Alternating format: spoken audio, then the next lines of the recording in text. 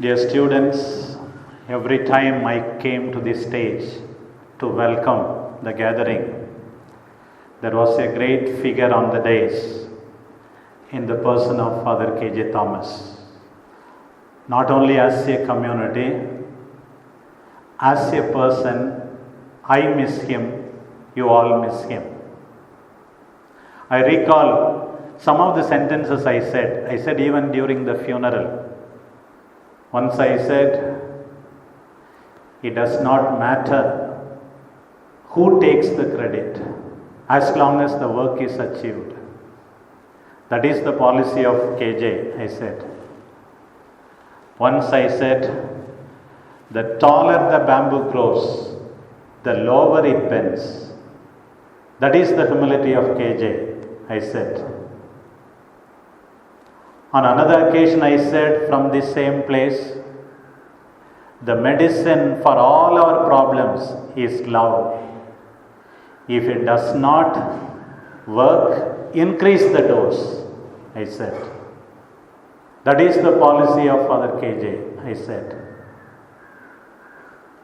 Today he is not there to listen to me, to be physically present on this occasion. These are some of the words I was very convinced about him. Leave aside his intelligence, hard work, commitment, writing books, articles. I want to pay, in the name of the Institute, special, loving tribute to him. Who can ever forget that morning of horror when we heard that K.J. Thomas is no more? He was struck down by the hands of some assassins. KJ, whom almost students revered and almost adored, someone who glowed with goodness, kindness, love, whereupon never rested for a moment a single characteristic other than such as gave outward proof of a good and loving heart, a conscience void of offense, and charity toward all mankind. O heaven, that such a priest should have died at such a time and in such a manner.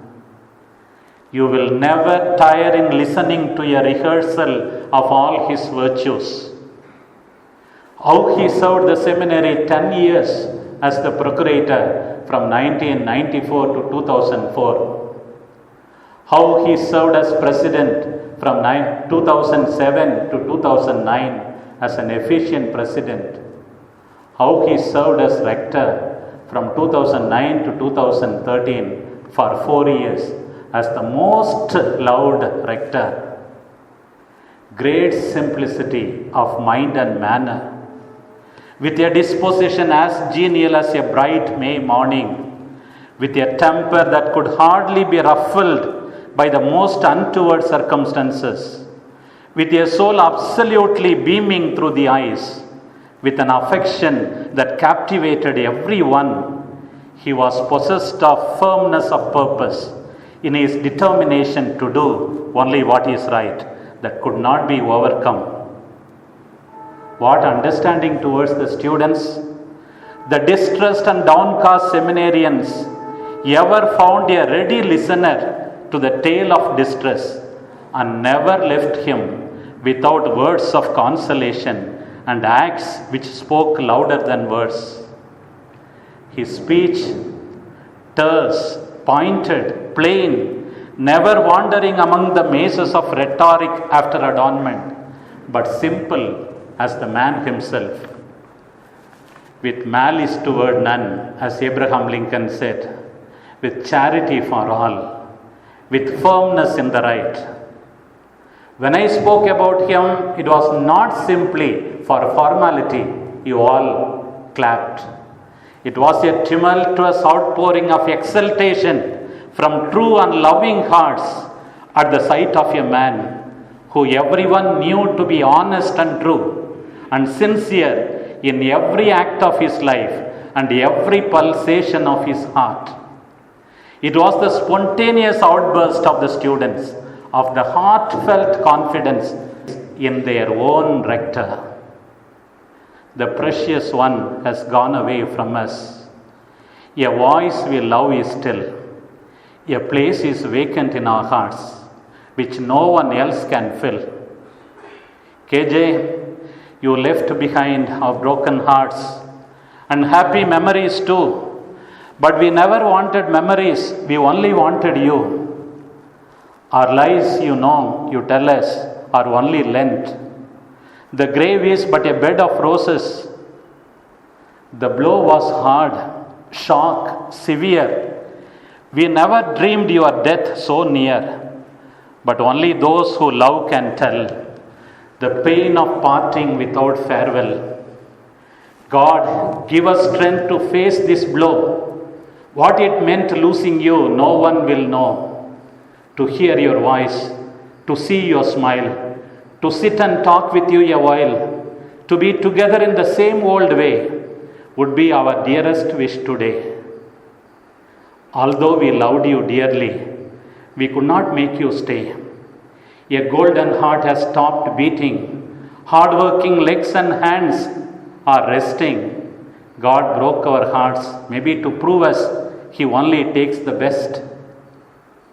Like St. Paul, you seem to say, you were ready to be offered.